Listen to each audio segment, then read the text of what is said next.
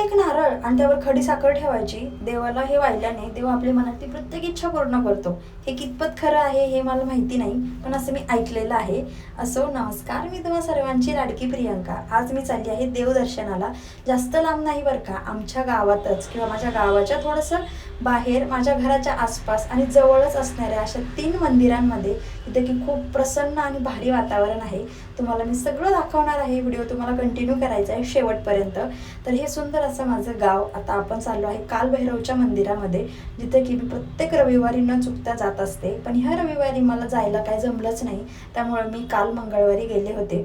मी इथं मंगळवारी आल्यामुळे इथे अजिबात गर्दी नव्हती. मंदिर तसं खूप मोठं आहे, पण ते रविवारच्या दिवशी खूप गर्दी असते आणि भाविक भक्त मोठ्या संख्येने ते दर्शनासाठी येतात.